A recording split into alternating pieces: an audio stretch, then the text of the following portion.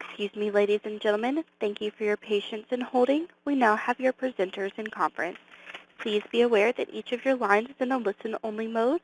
At the conclusion of today's presentation or any time during this conference, you may submit your questions electronically by using the Q&A pod to the left-hand side of your webinar platform. You may also download a copy of today's slides using the Files pod located directly beneath the slide presentation. It is now my pleasure to introduce Ms. Julie Trocchio. Ma'am, you may begin. Thank you, and good afternoon, everybody. I'm Julie Trocchio with the Catholic Health Association, and welcome to Community Health Improvement Week. During this week, ACHI raises awareness and celebrates the individuals and organizations like all of you who work to advance the health and well-being of our communities. Thank you so much for joining us today for this webinar entitled Leveraging Technology to Drive Population Health. This afternoon, we're going to explore how technology has become the driving mechanism for implementing evidence-based and data-driven approaches to improve the health of our communities. Before I turn the program over, I'd just like to explain again how we're going to handle questions and answers today. At any time during the presentation, you may submit a question online by typing in the Q&A box on your screen. Specify, if you want to whom the question is directed by clicking Submit Question. When all of the presentations are completed, we'll be taking questions from the Q&A box and posing them to our presenters. You will also be able to download today's presentation slides from the Today's Resource box on your screen. Also, an archive of today's webinar is going to be available in just about a week at both the AHA and the ACHI websites. Well, with that, let me introduce our wonderful speakers. I'm so looking forward to hearing from them today. First, we're going to hear from Elke Zelke. She is Director of Community Benefit and Engagement with Allina Health. Ellie, we're really looking forward to hearing from you. Then we're going to hear from Emma Roberts. She's Director of Sales at NowPow, which is just an amazing organization. And finally, we're going to hear from Stephanie Faneri. She is Senior Community Partnership Manager at the Parkland Center for Clinical Innovation. Without wasting any more time, I'm really looking forward to hearing from you, Ellie, so you take it away. Great. Good morning, everyone, or good afternoon. So again, my name is Ellie Zelke from Allina Health, and my colleague Emma from NowPow and I want to tell you a little bit about one way in which we're using technology to advance population health. So we'll tell you a little bit about the work that we're doing, and then at the end of our presentation, share some of our key challenges and learnings that we think might apply to other organizations as you go down this path that we are on at this point in time. So just a little bit about Allina Health. We are a not-for-profit health system. We are largely in Minnesota and western Wisconsin. We have 12 hospitals and over 90 clinics. And a key project that we're working on is an accountable health communities model cooperative agreement with the Centers for Medicare and Medicaid Services. And basically what this agreement does is test whether screening people for health-related social needs such as food, housing, transportation, and others, and then systematically connecting people with community resources helps to improve healthcare quality, outcomes, and cost. We are one of 32 awardees nationwide, and we're the only one operating in Minnesota. And we actually began implementation yesterday, so this is a very timely presentation. So why the Accountable Health Communities model? I think as everyone on this call is likely very well aware, many of the drivers of health outcomes and costs as well are beyond clinical care. We know that health-related social needs, health behaviors, and the broader physical environment have a tremendous impact on health and health care. We also know that there is actually a fair amount of evidence that shows that healthcare organizations do have a role to play in helping patients to address these broader health-related social needs. And one way that healthcare organizations can be effective is through proactively and systematically identifying needs and then helping people to connect with the right community resources to identify those needs. So this has been for Allina, not only trying to fulfill our organizational mission and provide the care that we'd like to provide, But it's also really important in our population health improvement efforts and performance and outcome-based risk models. So the Accountable Health Communities model is this, and I'll describe it at a high level and then provide just a little bit more detail. Basically, the model consists of patients with Medicare, Medicaid, or dual eligibility coming into an Allina care delivery site. And within Allina, we're going to be implementing this model across all of our primary care clinics, urgent care clinics, outpatient behavioral health, and OBGYN, and then in select departments of 3 of our hospitals. So the patient comes in for their visit, and in the primary care setting, they'll receive a paper screening at registration. And technology actually plays a really important role here as well, because eligibility to receive this screening they'll be eligible to receive it based on insurance type and then frequency. So we won't offer this screening more than every 6 months. So when registration is checking in the patient, our Epic medical record will automatically generate a pop-up window at registration that lets that registration staff person know that this patient should receive the survey. The patient then completes the survey and gives their completed survey to the clinical assistant or the clinical staff who's really working with the patient during the rooming process. The patient then the clinical assistant will then enter the results of the screening into a flow sheet in the Epic medical record. And then we've done an integration with the NowPow software that Emma will talk a little bit about later. And instantaneously, it generates a tailored list of community resources for that patient. In addition, some patients who are high risk will also receive additional navigation services.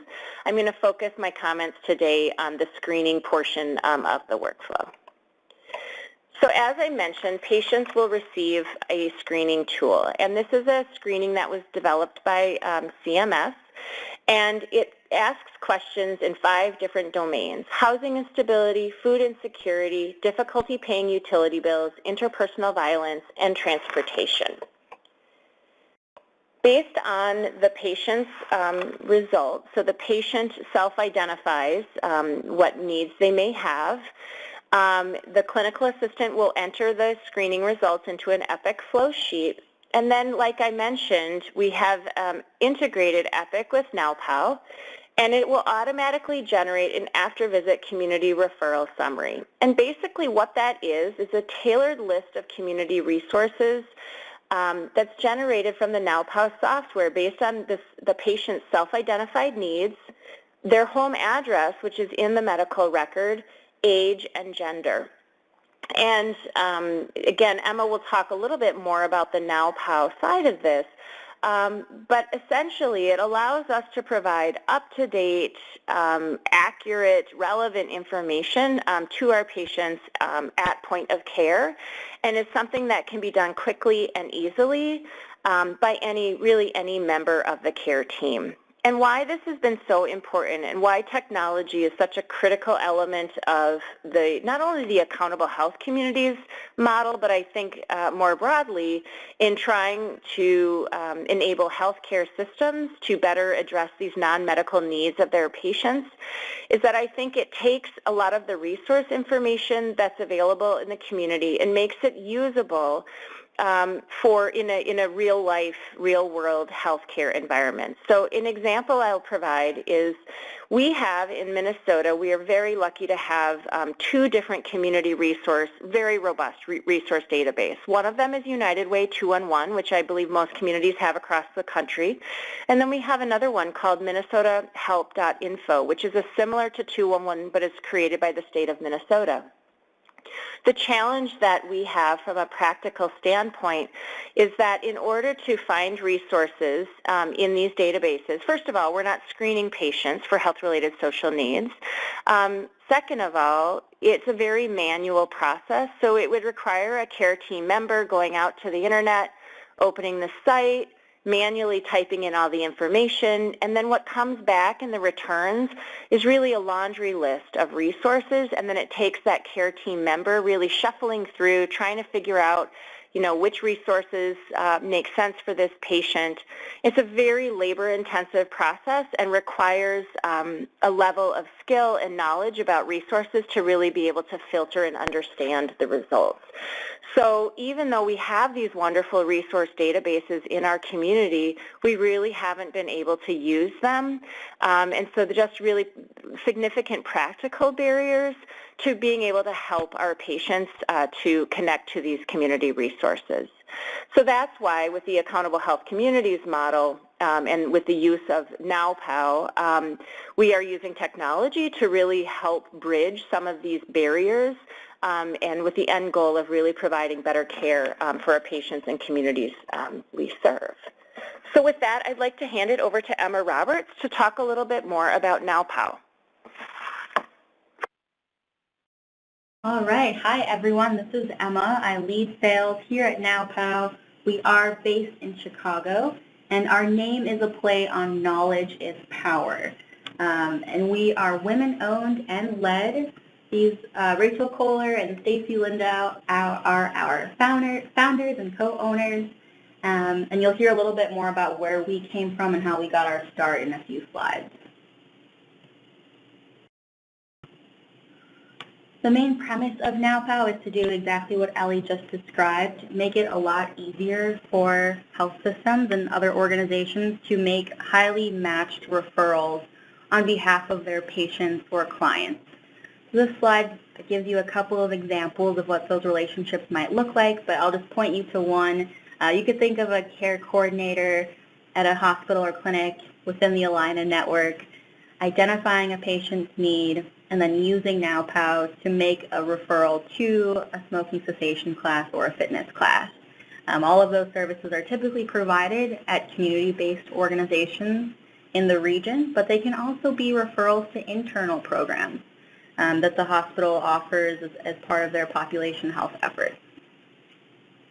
That's the big vision with NowPow, is to close that care information gap and make those transitions more seamless. So this is a little bit about where NowPow came from. Dr. Stacy Lindau, our founder, was awarded a grant from the Centers for Medicaid and Medicare in 2012 called Community RX that had a very similar goal to the Accountable Health Communities model. So this was to make it possible for physicians to e-prescribe community resources right at the point of care. So this was demonstrated at 33 clinical sites just in Chicago, but about 350,000 community referral summaries were provided to people within that 3-year grant period. So in the AHC world, those are called the community referral summaries, and NowPow they're called the Health ERX, but the exact same concept. It's a personalized list of resources that are near the person's home, relevant to the needs they have, and are tailored to be to match their eligibility restrictions that they have. So age, gender, preferred language, and of course address is key. So this grant ended in 2015 and was evaluated by a third party, RTI, that compared the experimental group to the control group and found really promising results that this type of information can improve patients' health outcomes. So Medicare beneficiaries who receive that resource information had significantly fewer inpatient stays and unplanned readmissions, and Medicaid beneficiaries had significantly fewer ED visits. So this grant was actually mentioned when the Accountable Health Communities Award was announced, really as part of a slew of projects that have led evidence to this idea of the importance of not just identifying social needs, but providing an actionable next step for patients to take home with them.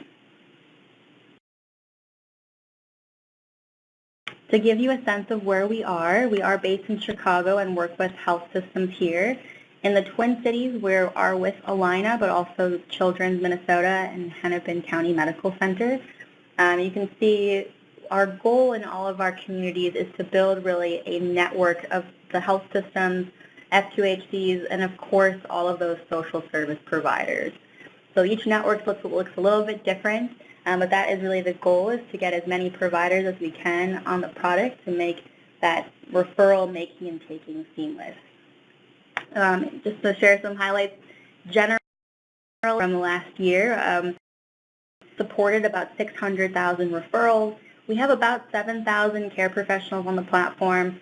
We've integrated with 4 electronic health records, Epic, Athena, GE Centricity, and Allscripts, and we're launching in 2 new communities in the next couple of weeks. So we do expand community by community, but of course we are always happy to introduce our model to anyone across the country.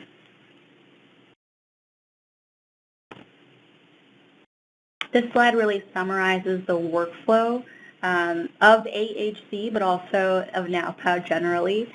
So as Ellie described, really that's the most important step, is to really just identify what those patients' social needs are.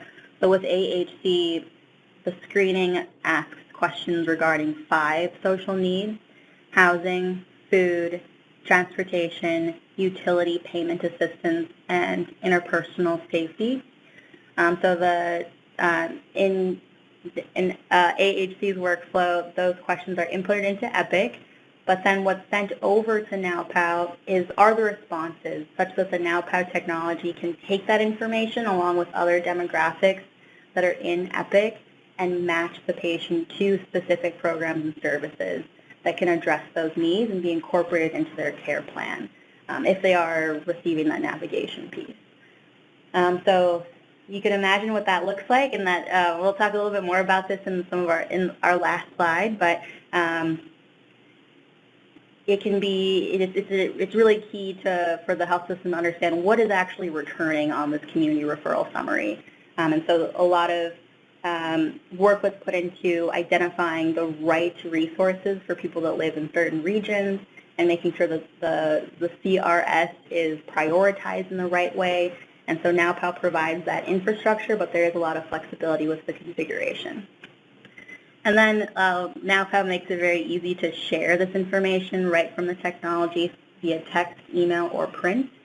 And that's really where AHC Track 2 stops. We do support some Track 3 partners, which include the navigation piece, so to actually close the loop on that referral with the community partner, and then engage the patient throughout the process too, so sending bidirectional text messages. And then, of course, what sits on top of all of this is a really comprehensive analytics system. And so we have worked with Allina and CMS to make sure that we're capturing all of the data that's necessary to evaluate the program and also fulfills the CMS requirements. So a little bit about the Twin Cities resource directory specifically. Our directory, as Ellie mentioned, was built leveraging data from Minnesota Health and United Way 211, but also all of our partners, so all of those health systems and community-based organizations. Over the past couple of years, we've really grown the directory and targeted certain zip codes and counties to make sure that the full catchment area is penetrated specifically for services that meet those 5 basic needs. So we do cover 14 counties in the greater metro area. That's the Allina catchment area. There are about 2,900 unique organizations that have about 9,300 associated programs and services. So an organization is like a YMCA, but that YMCA might have, you know, a Zumba class and a first aid class and a support group and, you know, 10 or 15 or more services. So that's on average, each organization has about 3 programs and services. And across the region, we have about 775 users.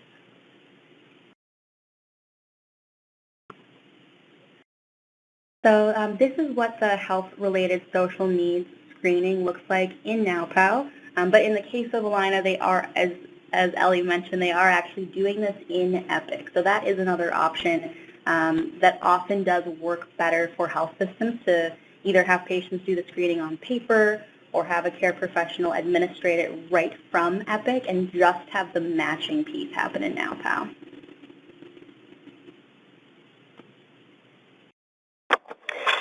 So In our process working together, we've had a lot of challenges and key learnings, and actually we probably could spend another couple of hours on this in terms of what we've learned in this process, but a few high points that we wanted to share.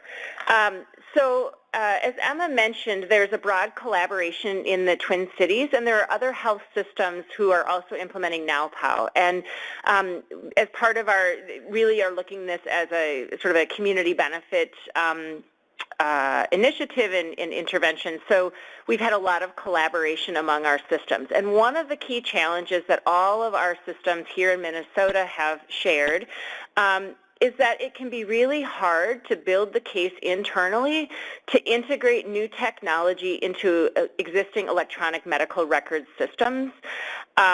So this has not just been unique to Allina and NowPow, but other examples as well. But I think particularly as we're entering into this space of population health and really needing new tools to be more effective in doing this work, this issue likely is one that will come up and others will face as well. And so getting those technology resources prioritized, and then making the decision to integrate. Another key challenge that has come up in the process is with new technology comes new concerns related to privacy and information sharing. So one example, Emma mentioned that texting patients is an option. So a portion of our patients will be randomized to receive navigation, where we'll have a care team member really working to help that person access resources. NowPow has a lot of really great functionality that's very user-friendly to connect with our patients, and we know that texting is an effective mechanism. However, Allina and other organizations in the Twin Cities, we really haven't used texting as a way to communicate with our patients in the past. So it's raising new questions about privacy and use of, and I'm putting air quotes here, new technology like texting. Another issue that has come up, just as an example, where new technology raises new questions is about sharing information between health systems and community service providers. And it's been less of an issue in the past because we didn't have the technology that made it really quick and easy to share. And now we do have that technology. So a lot of work going into consent processes and compliance and privacy. So again, just a lot of sort of unexpected or unanticipated challenges that have come up when trying to introduce new technology into a health system. And then two others that we've come across along the way have been to configure the service return on the referral summary and to address specific challenges like domestic violence needs. So that interpersonal safety is one of those 5 needs that is screened for. And so if someone does screen positively to be at risk for domestic violence, concern was that if a domestic violence shelter or some other resource that was, very overtly for someone who's going through a domestic violence situation was on that list, that it could get into the hands of the person's abuser. If it was left on the kitchen counter, or even if it was on, if they were texted on their phone, someone could see that. So the decision was made with Allina to simply list a hotline that has a not overt name. I believe it's something like check 1 or something like that. It doesn't indicate that it's related to domestic violence. So that was something that we had to consider really thoughtfully. And then another thing with the resource directory was to really understand some of the geographical nuances that are relevant to the Twin Cities. So something that were new for us were this idea of additional eligibility requirements around resources. So we were very familiar with the zip code restrictions, so that can be common with a food pantry.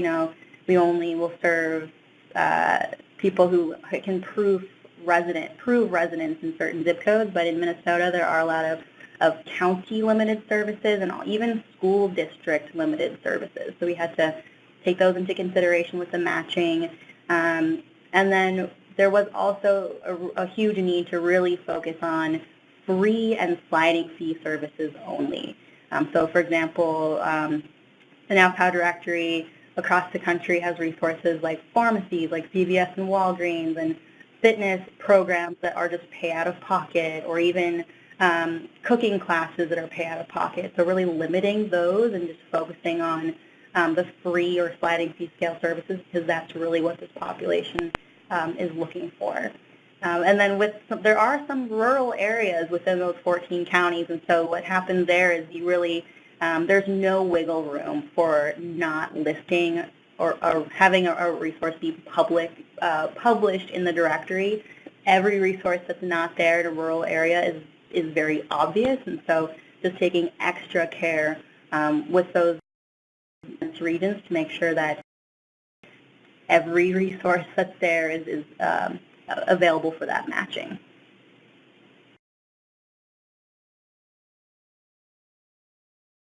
All right, so that gives you a sense for our partnership on the Accountable Health Communities project. As Elliot mentioned, go live was yesterday, so of course we're still learning. We've come over the bridge and a lot of challenges, but as this is really they're our very first AHC partner to go live. So I'm still working through some kinks today, and I'm sure we will over the coming months, but it's been very exciting to bring this to life.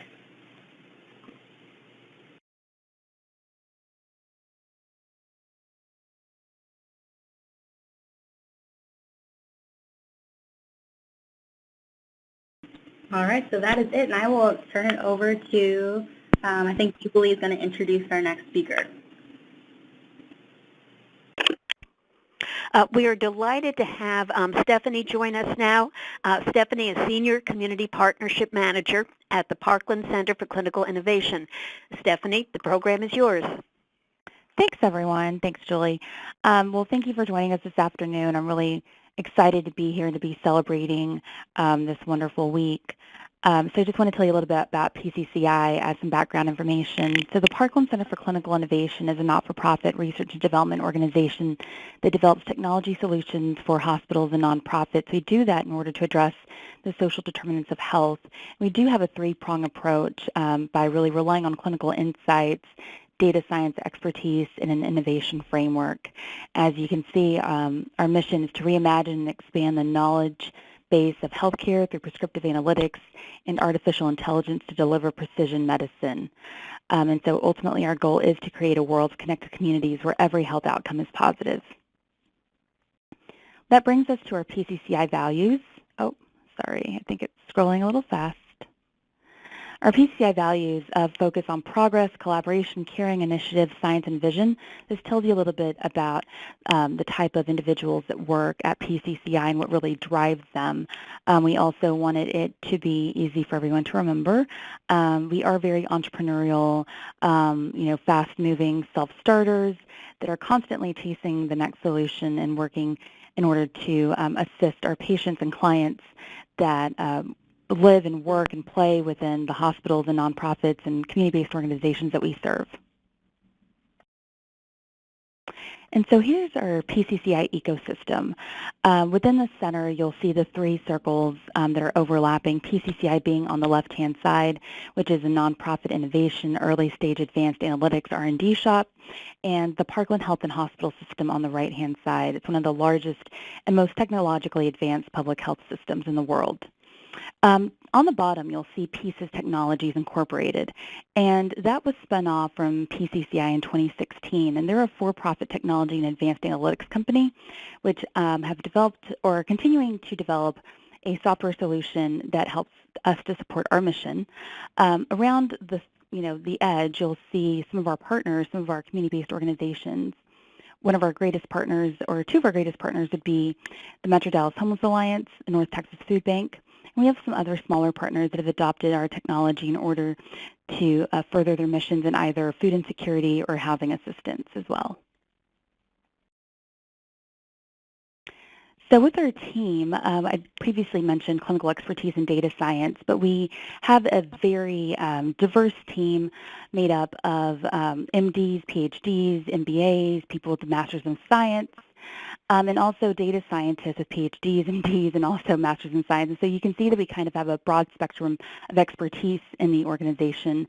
And we have another team that really holds us together, and that would be the project management office, which really does focus on having an agile methodology of design thinking, innovation, collaboration, in order to hold everyone accountable and kind of keep them together. They're really the glue that holds the organization together. We're thankful for them. So a little bit about our journey. You can see that we were incubated at Parkland Health and Hospital System, and we've received over $50 million in grants and have published 29 peer-reviewed publications. We've had the opportunity to partner with these phenomenal foundations and venerable organizations and key stakeholders. I would say, I'm here today probably because of our partnership with the Robert Wood Johnson Foundation and All In Data for Health. The DASH National Program Office has been very supportive of our work, as has Community Foundations of Texas, the Allina Health Foundation, the Gordon Betty Moore Foundation, and all of the others, as you can see. In 2018, we worked heavily on R&D and innovations, and so we're currently working with the Dallas County Community College District. We're working on various opioid oncology projects with palliative care, medication management, and so on and so forth. One of the latest projects to have recently launched, you may have come across this recently, would be the Innovation Bridge, and that's located at the Hatcher Station Center. That is a Parkland Health and Hospital System, COPC, and that allows for patients to have one-on-one interactions with a bilingual community technology specialist who's able to help them navigate their use of technology in order to manage their own health. And that brings us to strategic areas of focus. So we have the connected communities of care, and I'll go into that briefly here in just a few minutes. And that really does relate to the Dallas Information Exchange portal. And so then we have the personal engagement. With personal engagement, that really does tie more into the Innovation Bridge, which I just recently mentioned. And so that means that patients are able to access their own clinical data on an iPad or on their phones. It really does put the power of managing their health in their hands. We are also focusing on Hospitals Reimagined and developing solutions for hospitals that can help to reduce readmissions, and an innovation portal where we can have a cloud where all of the information or data is available to community partners and to clinical partners.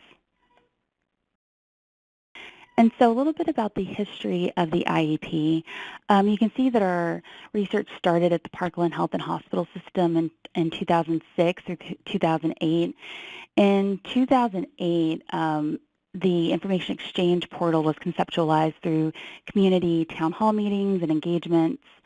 We really wanted to be able to meet with our stakeholders and be able to glean from them what they needed. And so we wanted it to be a community-oriented type of decision or solution that really stemmed from them.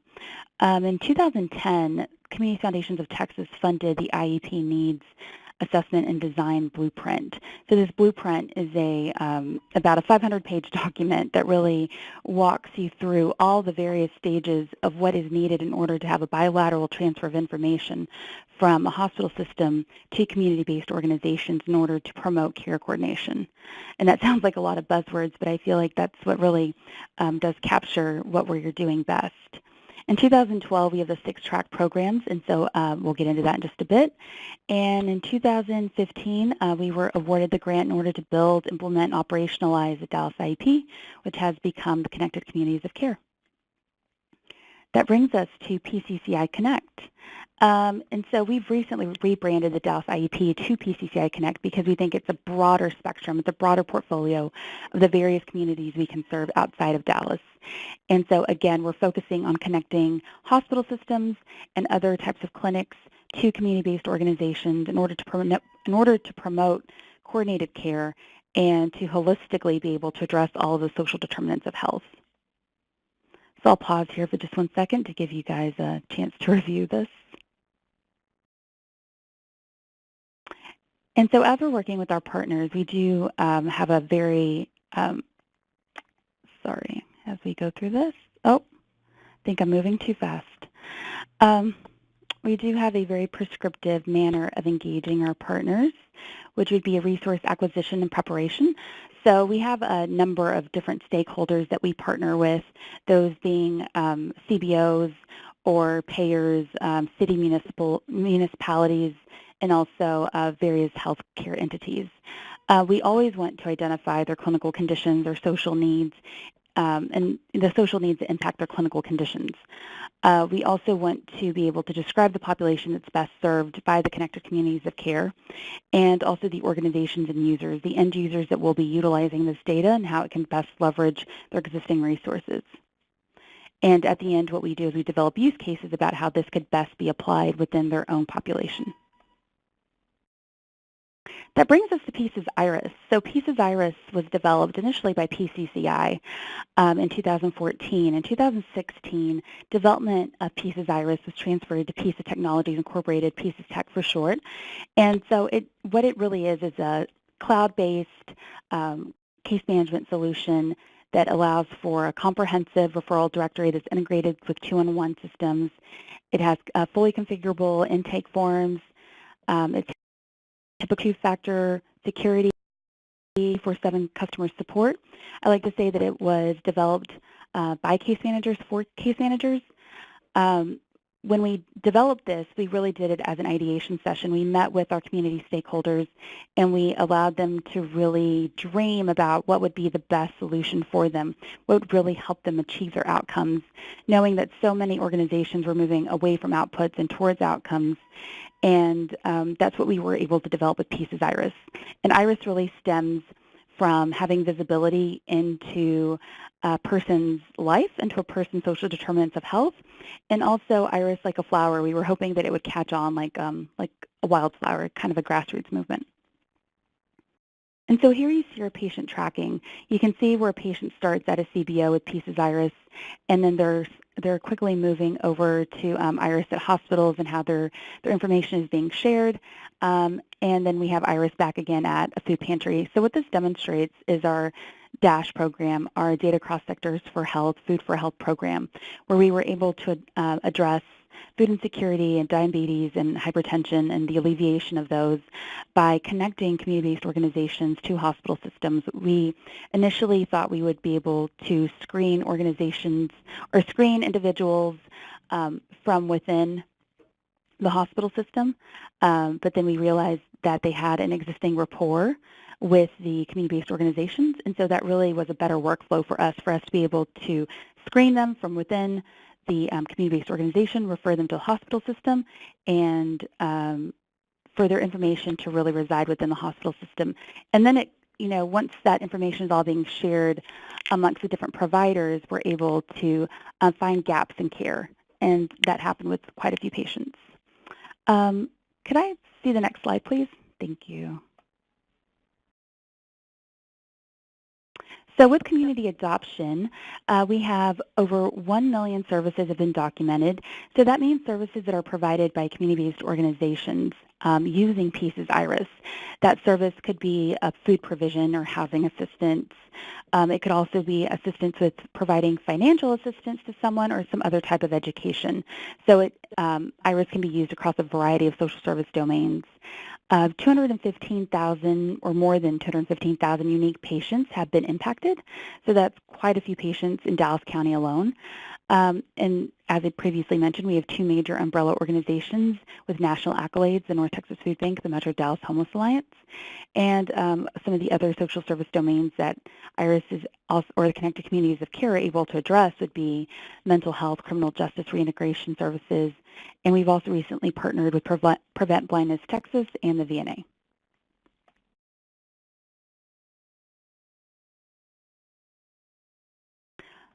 So before I briefly spoke about the playbook, and this is a 500-page playbook that we've been working on, or that we previously wrote, and we've actually recently rewritten in order to include all of our existing use cases that have developed over the past few years.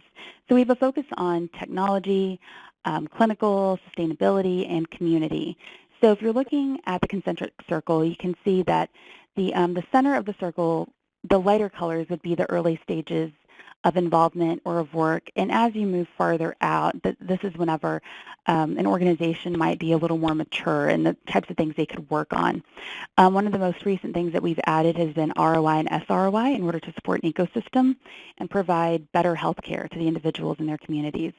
SROI being the social return on investment.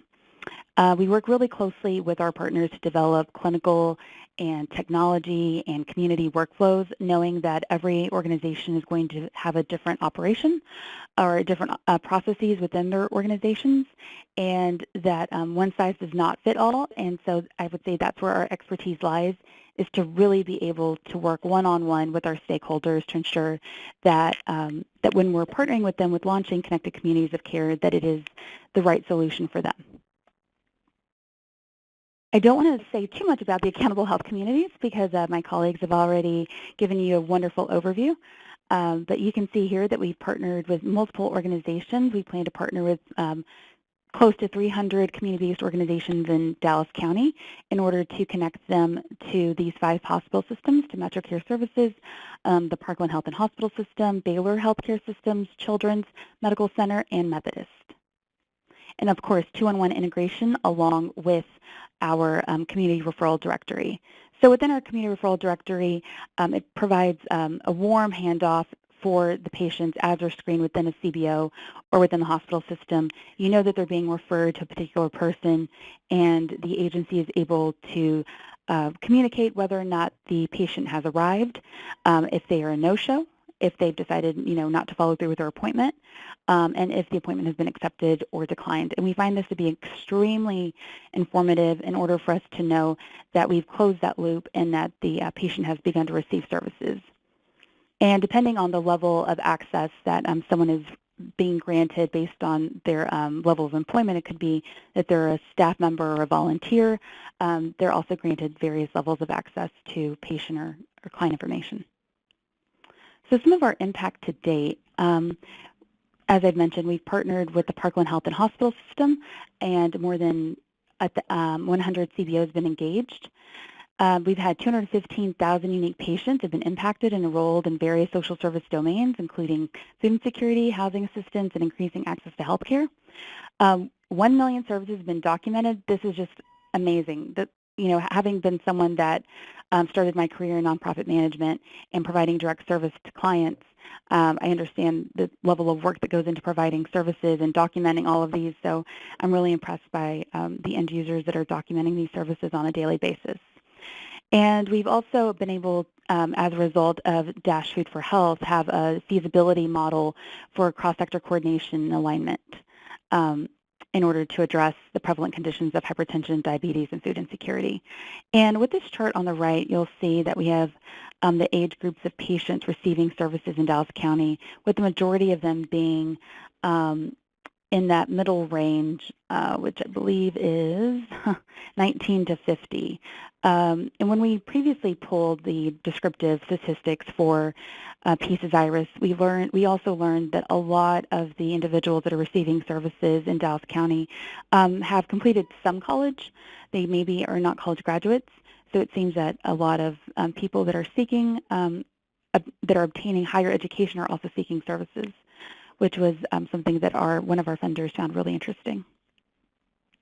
So on our journey to CCC, and that is the Connected Communities of Care, we are working on lots of new projects, and one of those is, of course, expanding the CBO network. So we're wanting to expand into other cities and other communities in order for us to have higher visibility into the types of issues that are addressing or issues that are afflicting patients so that we can help address those.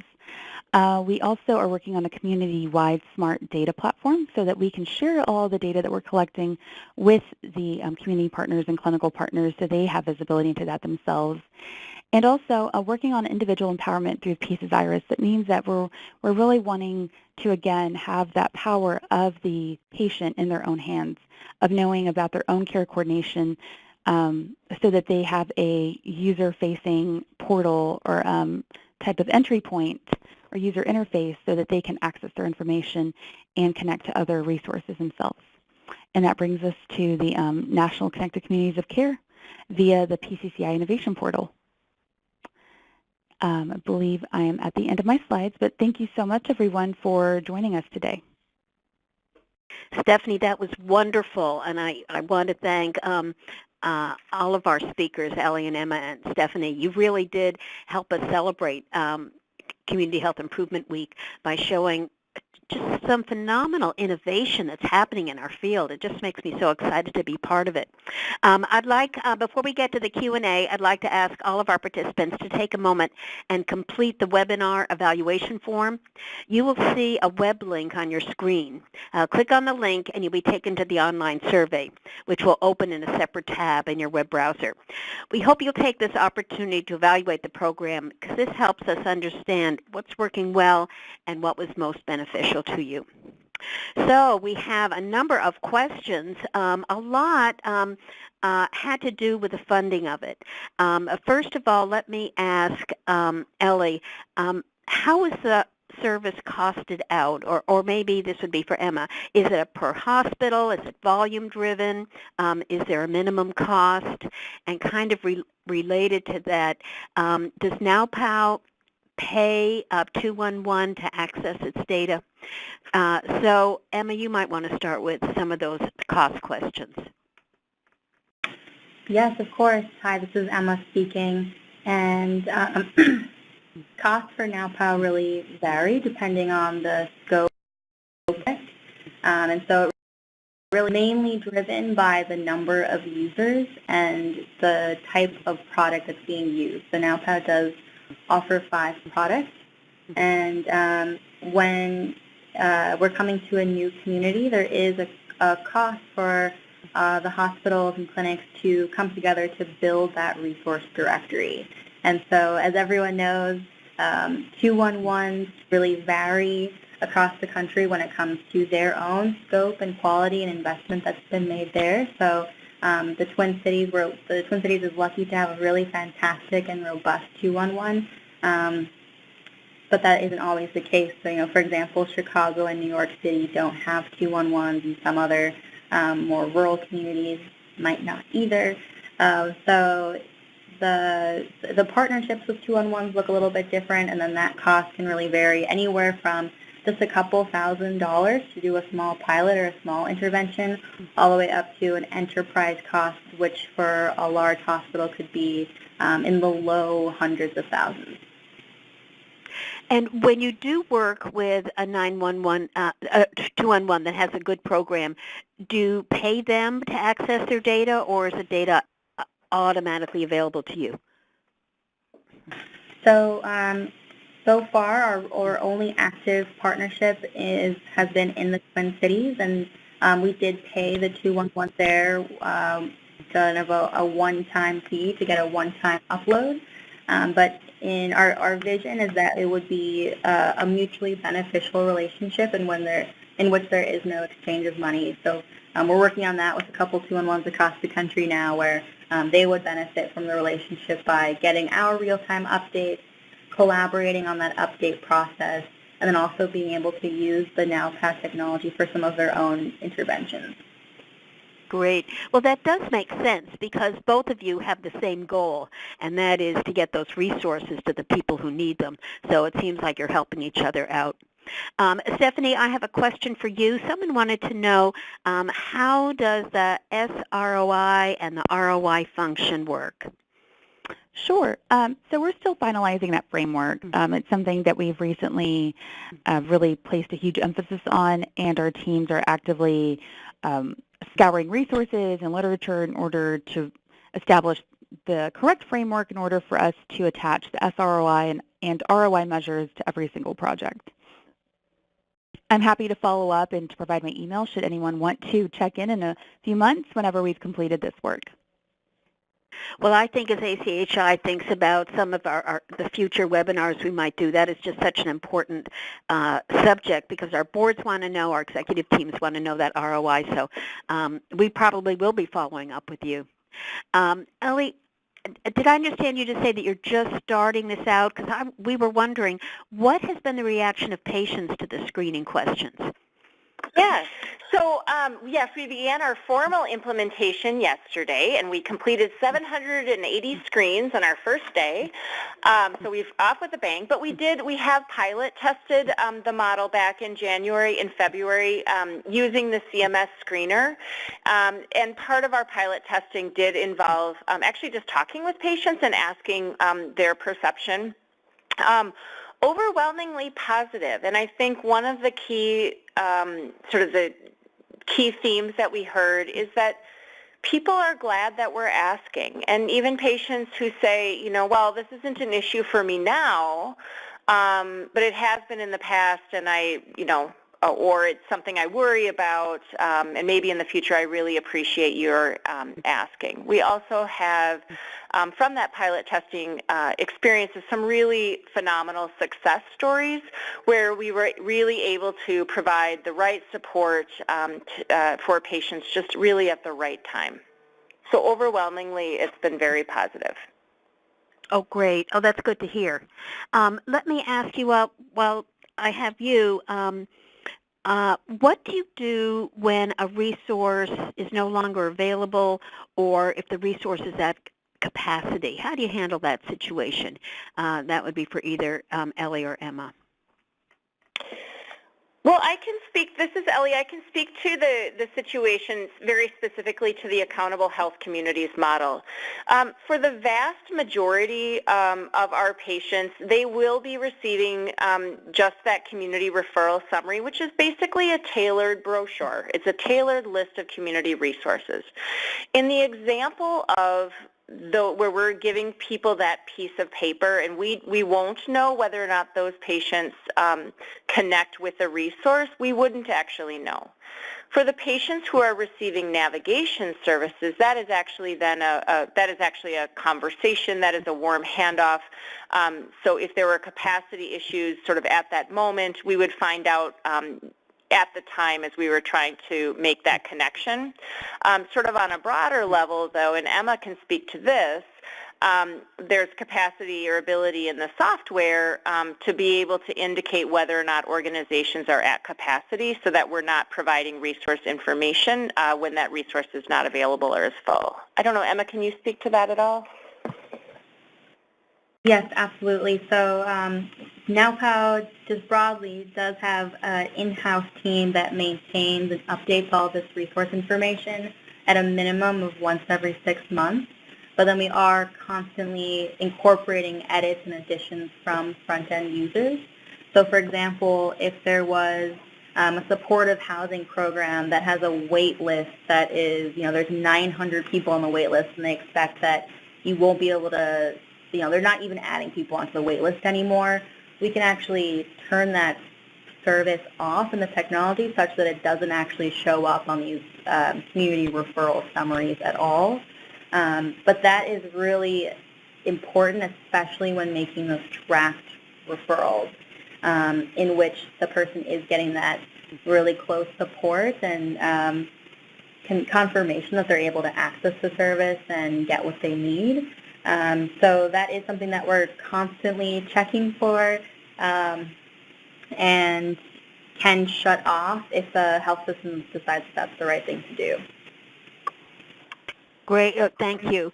I have a question. First I want to ask Ellie, and then I want to ask Stephanie.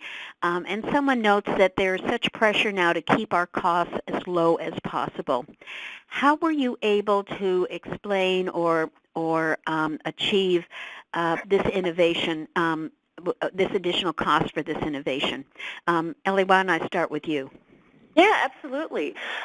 So I think a couple of ways. I think, and this is something why the Accountable Health Communities model was appealing. There is some level of financial support through that cooperative agreement, but I would say that implementing an initiative of this size and scale, the grant dollars, if you will, really don't cover the cost. Also, this is something that we wanted to do as an organization to better serve our patients and communities. So frankly, a lot of the work has really been looking at existing staff and existing workflows to figure out how we can do this work with existing resources. And a really important facilitator for that has been technology. And a very specific example of that is we would not have the ability to add community health workers or social workers at all of our sites, all 90 sites where we're implementing this model.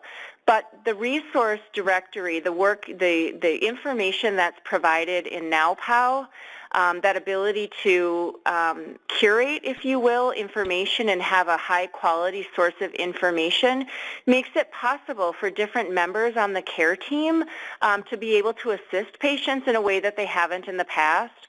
And then, too, the way that we built our workflows using our technology tools, both the electronic medical record and then integrating with NowPow to automatically generate these community resource summaries have been really important ways that we've worked towards that. So I would say the biggest challenge or design challenge really has been how do we provide care, how do we do this work using existing resources? Well, it sounds like you really have worked on building the case and also using existing resources. Stephanie, how about any additional costs for you and your organization? How have you managed to build that case? Absolutely. Well, we originally started with foundation funding from the W.W. Carew Foundation from Community Foundations of Texas, and that was a sizable amount that allowed us to really ideate, build, and somewhat operationalize. In 2016, with the spinning off of Pieces Tech, they were able to obtain some VC funding, some venture capital funding, and that allowed them to continue developing the software and expanding it into other communities. And so it's really kind of been a hybrid approach. That's great. Sounds like a lot of our community benefit innovative practices. You get money from, you look for resources wherever you can, like you've been very creative. Well, we do have some more questions, but we're at the end of our hour. It's just been a wonderful and informative session. I want to thank our presenters today, Ellie Zelke from Allina, Emma Roberts from NowPow, and Stephanie Paneri from Parkland Center for Clinical Innovation. Thanks so much for sharing your audience. Be sure to visit thehealthycommunities.org during Community Health Improvement Week to access the latest resources, and ACHI really does have some wonderful resources. So stay connected and up to date on ACHA's latest resources. Follow them on Twitter. If you tweet, share your health improvement stories during Community Health Improvement Week using Twitter using the @CHI Week sign. You'll be able to access the recording and the presentation slides from today's webinar on www.aha.org and www.healthycommunities.org in about a week. With that, I want to thank you and hope you enjoy the rest of your day. Thank you, ladies and gentlemen. This concludes today's teleconference. You may now disconnect. Speakers, please hold the line.